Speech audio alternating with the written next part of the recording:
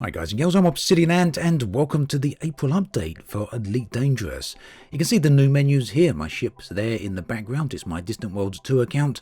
The new options menu is a little bit cleaner, but effectively pretty much the same. So visually changed, a lot more accessible, but not dramatically different. Unlike the start here, where if you create a new commander, this is on one of my spare accounts where I've deleted the previous character and effectively starting anew here.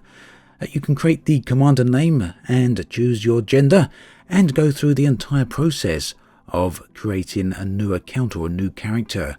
If you've got Horizons, you will have two ships to choose from, the standard default non-Horizons version or the Horizons one, which will allow you to land on planets.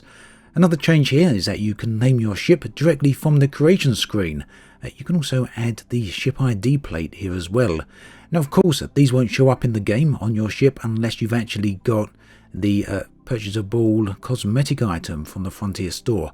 But even without that, it will be referenced in the game menus basically. It just won't be displayable or viewable on your ship. Now here we have the starting locations, Dromi or Acellus Primus, and once you've chosen one of those you will see your newly issued pilot's license. Not a bad touch, a nice touch in fact. Once you're ready to go, you can choose whether you want to jump in on the training simulations or just start and go directly to your beginning location. In this case, I chose Dromi. Interestingly, when you first start the game, when you hit the start button there, it will drop you straight into open mode. You won't get a choice between open, private or solo. You'll just be dropped straight into open mode in Dromi here, which is the Pilots Federation restricted area. You can only go here if you've been issued the permit for this area, which basically only beginners get. There's no other way for established players to get in here.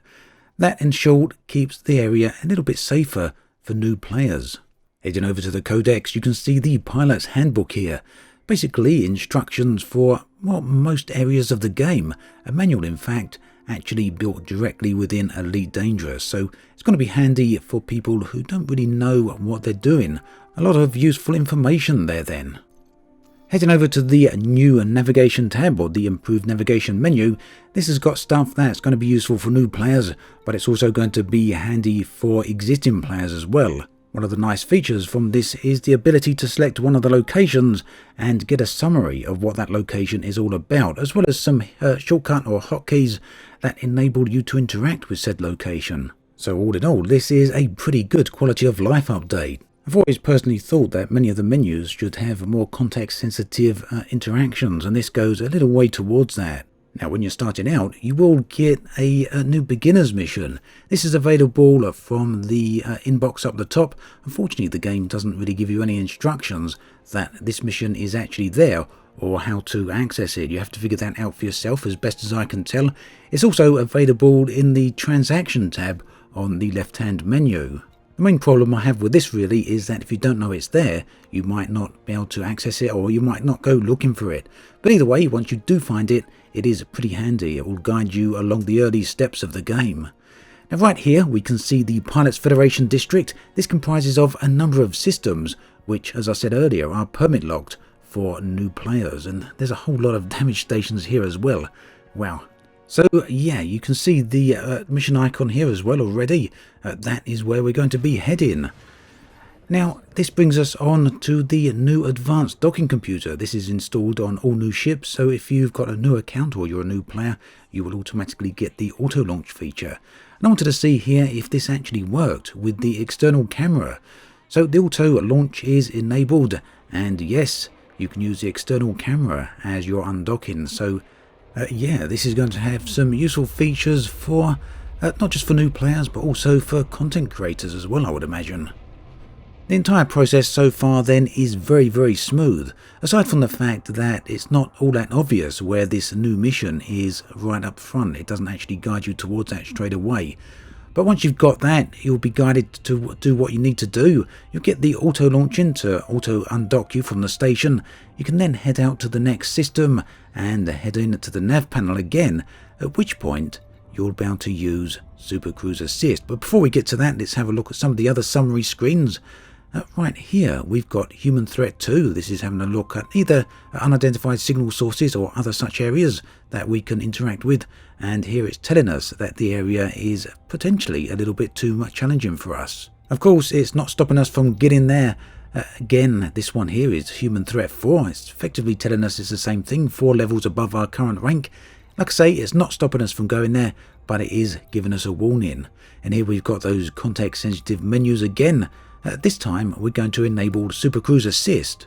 Now, as I've said before, this isn't full-on autopilot, although personally I wouldn't have anything against a full-on autopilot. I think there's very much a place for it in Elite Dangerous, not just in terms of gaming, but after all, it is the future with, well, advanced technology.